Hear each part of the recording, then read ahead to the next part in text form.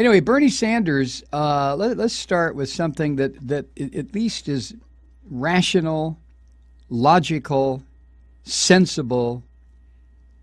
That's all about justice, fair play, honesty.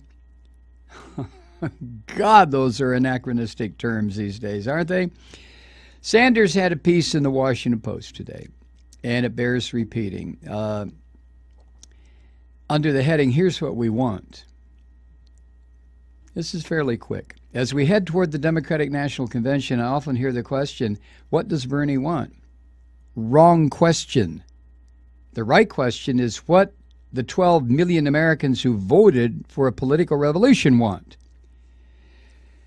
And the answer is they want real change in this country. They want it now, and they are prepared to take on the political cowardice and powerful special interests which have prevented that change from happening. They understand that the United States is the richest country in the history of the world and that new technology and innovation make us wealthier every day. What they don't understand is why the middle class continues to decline. 47 million of us live in poverty, and many Americans are forced to work 2 or 3 jobs just to cobble together the income they need to survive. What do we want? We want an economy that is not based on uncontrollable greed, monopolistic practices, and illegal behavior. We want an economy that protects the human needs and dignity of all people, children, the elderly, the sick, working people, and the poor. We want an economic and political system that works for all of us, not one in which almost all new wealth and power rests with a handful of billionaire families. The current campaign finance system is corrupt. Billionaires and powerful corporations are now, through their super PACs, able to spend as much money as they want to buy elections and elect candidates who represent their interests, not the American people.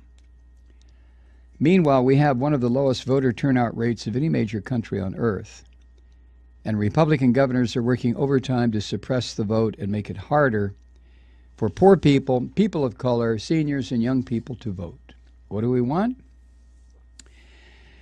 We want to overturn the disastrous Citizens United Supreme Court decision and move toward public funding of elections. We want universal voter registration so that anyone 18 years of age or older who is eligible to vote is automatically registered. We want a vibrant democracy and a well-informed electorate that knows that its views can shape the future of the country. Our criminal justice system is broken. We have 2.2 million people rotting behind bars at an annual expense of $80 billion. Youth unemployment in a number of inner cities and rural communities is 30 to 50%. And millions of young people have limited opportunities to participate in the productive economy. Failing schools all around the country produce more people who end up in jail than graduate college. Millions of Americans now have police records as a result of marijuana possession, which should be decriminalized. And too many people are serving unnecessarily long mandatory minimum sentences. What do we want? We want a criminal justice system that addresses the causes of incarceration, not one that simply imprisons more people. We want to demilitarize local police departments. We want to see local police departments reflect the diversity of the communities they serve and end private ownership of prisons and detention centers. We want to create the conditions that allow people who are released from prison to stay out. We want the best educated population on earth, not the most incarcerated population.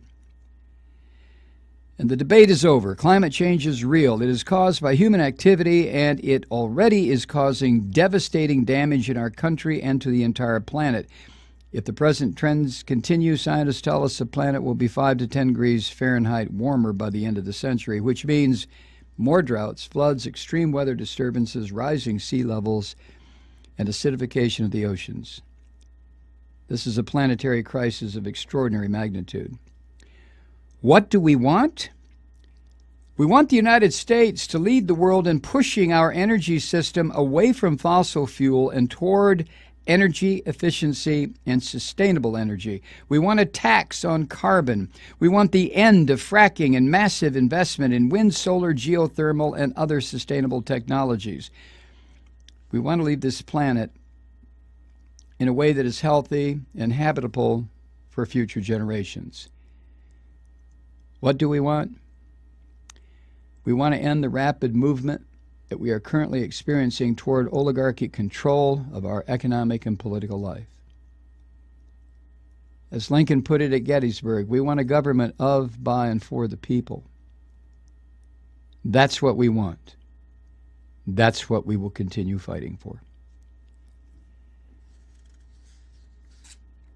You know, I read the statement today, and then I heard what the assholes said over in Scotland and what the presumptive Democratic nominee for president said.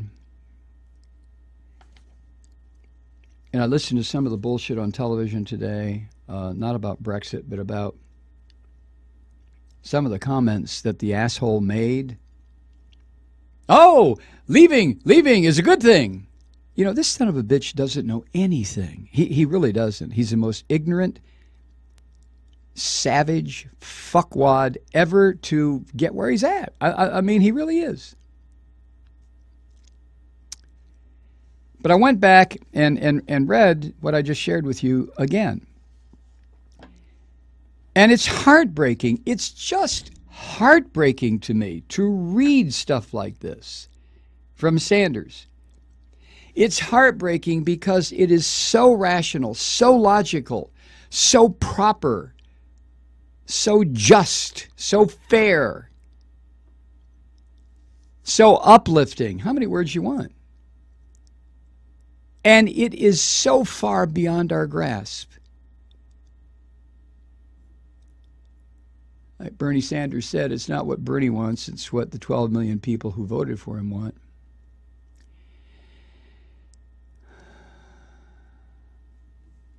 It's just, I don't know, I use the word sad, and that's the only word I can think of. It's very sad to me when I read what he wants, or what we want, as it filters through Bernie's piece in the Washington Post. As I read this, what makes me so sad is the feeling that it's just not going to happen. I don't know who could be a candidate 4 years from now that would inspire as much enthusiasm for changing the system and producing what Sanders is talking about, other than Sanders. I can't think of anybody. I'm sure there must be people out there who have the same kind of moral track record as Sanders. You know, when it became apparent that Senator Sanders was not just a guest on Tom Hartman's show, that he was really, I'd never heard of him before until he was on Hartman. Well, I may have heard of him, but, you know, that was my introduction. Thank you, Tom.